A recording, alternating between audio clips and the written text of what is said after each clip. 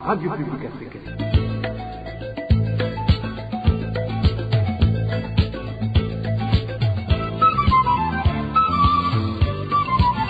Radio Publique Africaine.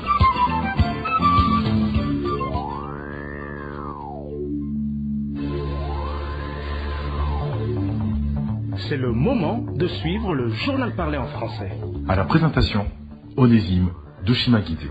Merci de choisir la RPA. Nous sommes le lundi 1er janvier 2024. Bienvenue à suivre cette édition en langue française. Tout d'abord le sommaire. Le président burundais Evariste Ndayishimiye affirme que la vision de développement de 2040-2060 est réalisable, contrairement à ce que pensent certains. Le parti MSD demande au gouvernement burundais d'accepter la mise en place d'une commission indépendante d'enquête qui pourra donner de la lumière sur les vrais responsables des tueries de Bugizo en zone Gatumba. Toujours en zone Gatumba, le nouvel an s'annonce de marche chez les habitants des quartiers Kiange 1 et 2 suite aux inondations causées par des pluies qui se sont abattues ce dimanche dans cette localité. Au sommet également, plus de 260 personnes ont été tuées au cours de cette année qui vient de s'écouler, selon les chiffres que la RPA a pu répertorier à travers tout le pays. Voilà pour le sommaire. Ouvrons cette édition sur la page politique. Ce dimanche, le président de la République du Burundi a adressé à la nation un message de meilleurs vœux. Dans son discours, Evariste Ndayishimiye est revenu sur l'attaque de la zone Gatumba revendiquée par le mouvement rebelle Red Tabara. Nous clôturons l'année dans un chagrin sans précédent parce que le Burundi a récemment été endeuillé par le mouvement terroriste Red Tabara qui est basé au Rwanda. Nous nous insurgeons encore une fois contre ces criminels qui tuent les enfants qui étaient le Burundi de demain. Nous exprimons aussi nos condoléances aux familles endeuillées et souhaitons prompt rétablissement aux blessés pour qu'ils retournent au travail. En ce qui concerne l'éradication de ce groupe terroriste, nous étions depuis un certain temps dans des discussions avec les autorités rwandaises pour voir si elles pouvaient se ressaisir et remettre ces assassins à la justice burundaise. Mais nous avons constaté que c'était de la poudre aux yeux parce qu'elles ont continué à les soutenir pour nous distraire et ensuite nous surprendre. Le président Evariste Ndayishimiye a également dit que la vision de développement de 2040-2060 est réalisable contrairement à ce que pensent certains.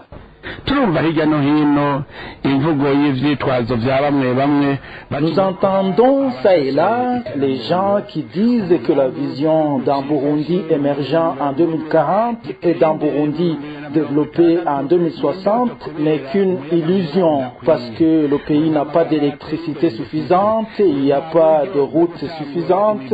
Ils disent qu'il n'y a pas de budget nécessaire. Ils donnent aussi d'autres prétextes. Mais ils oublient que peu à peu, on peut. Tout cela qui manque, c'est ce que nous devons chercher, coûte que coûte, dans un proche avenir.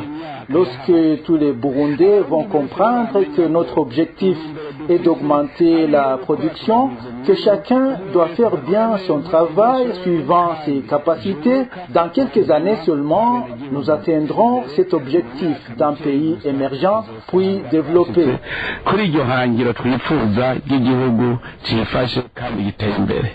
Le président Evariste Ndayishimiye ne devrait pas prendre le Rwanda comme bouc émissaire des problèmes économiques et sécuritaires auxquels il a échoué d'apporter des solutions durables. Réaction du porte-parole du parti MSD Epitas Nshimirimana après que le président burundais ait annoncé dans son discours à la nation que le Rwanda finance le mouvement rebelle Red Tabara.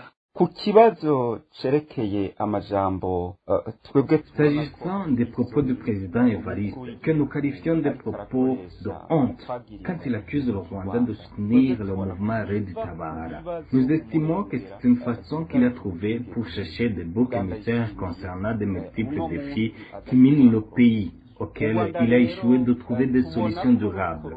Donc, accuser le Rwanda est un prétexte sur les problèmes d'insécurité qu'il a accentués à l'est de la RDC en déployant des troupes burundaises dans une guerre qui ne concerne en aucun cas le Burundi. Une guerre dans laquelle plusieurs militaires burundais ont été tués, d'autres capturés par le M23. Je le répète, le Rwanda est un bouc émissaire ou un prétexte qu'il a inventé pour échapper aux multiples questions en rapport avec la pénurie répétitive du carburant, à laquelle il n'a pas pu trouver de solution. Le Rwanda est un prétexte sur le manque de devises au pays que Ndayishimiye n'a pas pu trouver de solution. Le Rwanda est aussi un prétexte sur la pauvreté qui mine le pays en général, mais aussi à propos des problèmes sécuritaires et politiques que le pouvoir CNDD-FDD a créé en 2015, auquel il n'a pas pu trouver de solution. Le parti MSD demande au gouvernement burundais d'accepter la mise en place d'une commission indépendante d'enquête qui pourra donner de la lumière sur les vrais responsables de tueries de Vugizo en zone Gatumba. Suivez encore une fois Peter Nshimirimana, porte-parole du parti MSD. turahojeje imiryango yabuze ababo ariko kandi Nous compatissons avec les familles qui ont perdu les leurs, mais nous demandons au gouvernement d'accepter la mise en place d'une commission d'enquête indépendante qui pourra montrer à la communauté nationale et internationale la vérité sur les vrais responsables de ce massacre. Le président Ndayishimiye ne devrait pas rester toujours dans les rhétoriques inutiles qui le caractérisent lorsque des personnes innocentes sont tuées à travers le pays. C'est pourquoi nous lui demandons de faciliter la mise en place d'une commission d'enquête indépendante sur ces tueries.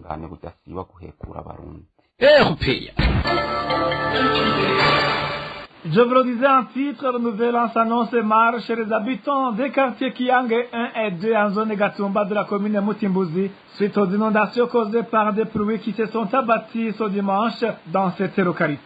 Ces habitants ne savent pas à quel sens se vouer car ils n'ont plus le droit de retourner dans le site qui les accueillait en cas de catastrophe naturelle. Ils demandent aux bienfaiteurs de leur venir en aide. Le point avec Denis Claire et la trompe. Les pluies diluviennes qui se sont abattues sur la zone Gatumba en commune Mutimbuzi ce 30 décembre ont laissé en galère les habitants des quartiers Kiang 1 et Kiang 2. Cet habitant de la localité affirme que les eaux pluviales ont inondé leurs maisons, provoquant des dégâts matériels. Il fait savoir que le nouvel an s'annonce mal pour eux. Nous commençons très mal la nouvelle année. La pluie est tombée de manière catastrophique. L'eau a débordé et a inondé nos maisons, provoquant beaucoup de dégâts matériels. Nous naviguons dans l'eau. Nous n'avons pas d'autre choix.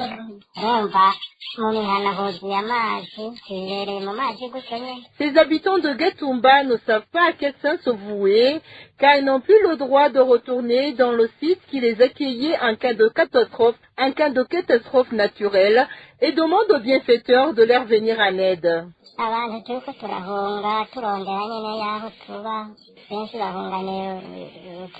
Les gens ont pris fuite et sont partis avec des bagages sur la tête, cherchant un endroit où ils pouvaient installer des tentes. Certaines personnes se baladent à Gatumba, cherchant un endroit sûr, et d'autres se déplacent dans de petits bateaux à la recherche de la terre sèche. Les gens ont pris fuite car ils ne peuvent pas résister au débordement des eaux.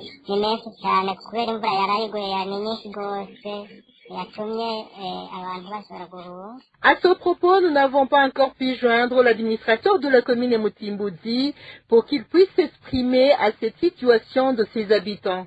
Merci à toi, Denis Claire et la trouve. En page des droits de l'homme, les femmes détenues dans la prison centrale d'Ongozi indiquent qu'elles sont persécutées par les représentants depuis quelques jours. Ils accusent de livrer des informations sur ce qui se passe dans cette prison. Ceux qui ne sont pas bastonnés pendant la nuit sont transférés dans d'autres prisons du pays. Ces détenus demandent une protection d'autant plus que les responsables de cette prison sont au courant de cette situation. Le point avec Hervé Munguet. Les détenus accusés de la persécution des autres prisonniers dans cette maison carcérale d'Ongozi sont rechargés de la sécurité prénommée Lamentine Muhimundo, Diane, Chiza, fille et une autre surnommée Générale mis à part qu'ils sont tous dans l'équipe des représentants de détenus, ils travaillent de connivence avec les responsables de cette prison. Nos sources proches des responsables de cette prison, faut savoir que ces représentants de détenus, lorsqu'ils sont bourrés de l'alcool et accompagnés d'une trentaine de prisonniers chargés de la sécurité, munis de gourdés, ils se dirigent là où dorment les autres détenus, les frappent et celui qui ose élever la voix est amené en dehors des chambres et est réparti sérieusement avant d'être mis dans la chambrette isolée située tout près de l'infirmerie de cette prison. Cette équipe, faite de représentants de détenus Ngozi et se chargée de la sécurité, est également accusée d'exiger de l'argent aux nouveaux prisonniers pour qu'ils puissent avoir le lieu pour dormir.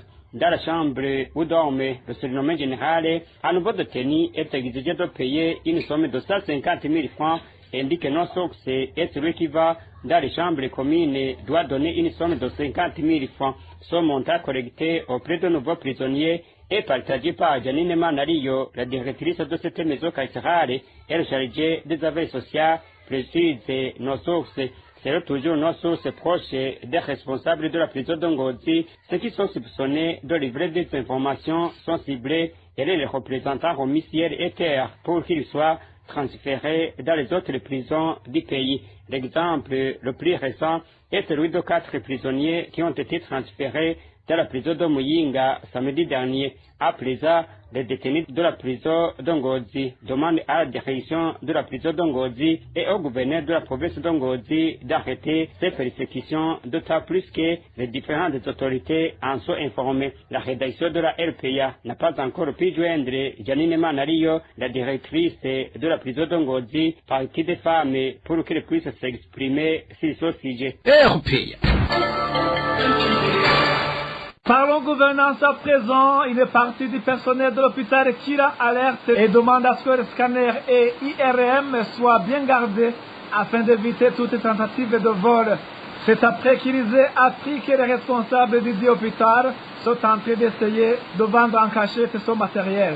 Plus de détails avec Eric Nyonzima. De 2018 à 2022, l'hôpital Kira s'est déjà doté de 2 scanners et d'un appareil IRM. Selon un des membres du personnel du hôpital, les 3 appareils n'ont jamais rencontré de problème grâce à la rigueur et au sérieux des responsables de cette époque.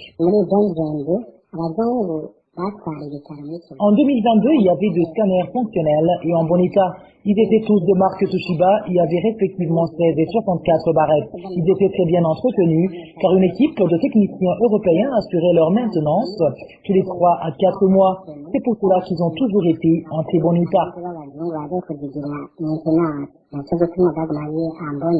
Les actionnaires para-étatiques, une fois aux commandes, ils ont tout fait pour dilapider les biens de cette infrastructure sanitaire. C'est toujours notre source. L'astuce utilisée était de saboter tous les appareils de valeur afin d'en acheter de nouveau à des prix très élevés. Nous sommes très inquiets car ce qu'ils sont en train de faire est du vol et honté. Ils veulent les désinstaller pour aller les revendre à d'autres hôpitaux sous prétexte qu'ils ne sont plus fonctionnels alors qu'ils sont presque neufs, notamment celui de 16 barrettes acheté en 2018. Nous alertons vraiment pour que l'hôpital Kira ne soit pas volé, que les 2 scanners de marque Toshiba de 64 et 16 barrettes ne soient pas utilisés. Pour rappel, parmi les contrats signés entre les acteurs dirigeants de l'hôpital Kira et leurs soi-disant nouveaux partenaires, il y a l'achat d'un nouveau scanner et d'une IRM, une matériel acheté 3 fois son prix réel. Toujours en page gouvernance, les membres de la coopérative Sangwe Gasenyi de la commune Rusaka en province Mwaro accusent le gouverneur de cette province d'être impliqué dans le détournement des biens de cette coopérative.